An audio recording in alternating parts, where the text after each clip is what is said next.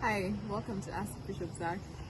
So we have a question that says, is paradise, which I for one look forward to entering into after my passage here on earth, going to be like a compartmentalized space whereby believers in the Christian faith will occupy one corner adjacent to the believers in the Islamic faith and etc., but all under the same paradisiac roof? These difficult words. Paradisiac is like the proselytizing. It's the same one, by the way. Oh. David has big words. Massive, big question. And honestly, I confess I do not know wholly the picture. I can only attempt and share some of my own thoughts. It's one of those areas that you've got to admit that there is a lot more we do not know. We possibly know much less, but we know enough in order to live a life that honors God, that is fulfilling, that is in coherence with God's purpose and plan for us.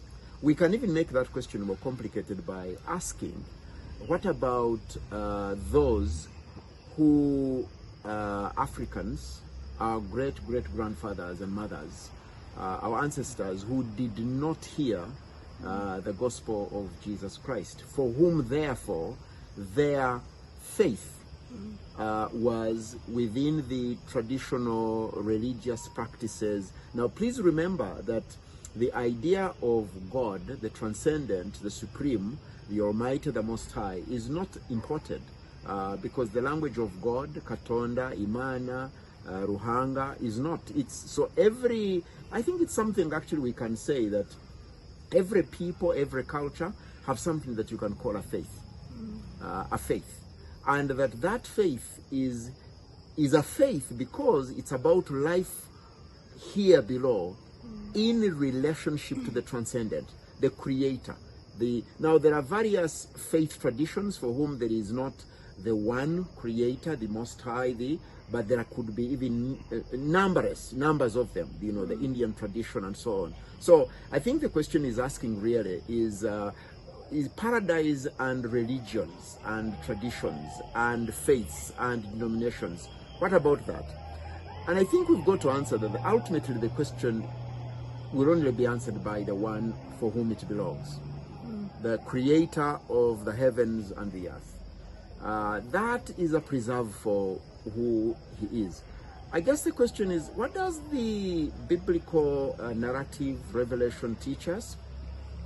I think one you can read, if you think about the Old Testament, the Jewish religion, and there were other religious traditions, but you can actually see that even in the Old Testament, it's not only the Jewish people that are acknowledged as having a credible faith.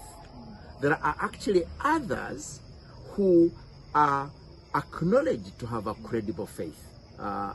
In other words, although the Old Testament focuses on the Jewish people, there are actually other peoples whose other faiths, quote unquote, are acknowledged. So I think we've got to admit that the issue of who will inhabit eternity then to come is something that God himself, the Almighty, the Most High, actually knows. However, we can say this, that how we live here on earth has a lot to say whether we are part of that company, part of that massive company. And you read in the book of Revelation, the massive company.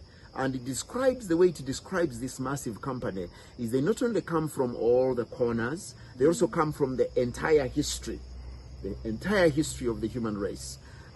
So both the length and the breadth, the historical and the horizontal trajectory, all that is covered. In other words, it also covers all those who didn't hear the story, the gospel of Jesus Christ. Why is this the case? It's because, you see, the one who created in the beginning is the one who is revealed as Jesus of Nazareth. So nobody is left out in this story. That's very important. Nobody is left out.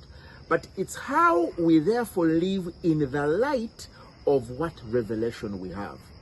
In fact, Paul says that anyone who encounters creation, there is enough in creation to teach us that there is one who is responsible. Then later, to the Athenians, Paul says, it is in him that we live and move and have our being. In other words, life is impossible without the Almighty. Life is impossible without the Most High. Life is impossible without the Christ of God. Life is impossible because he was in the beginning with God and is God. So, how we therefore live today matters, because it says, that says a lot about our relationship with the one who created. Do we live lives that are honorable to him? And James says that you honor him is evidenced in the way you live with the others.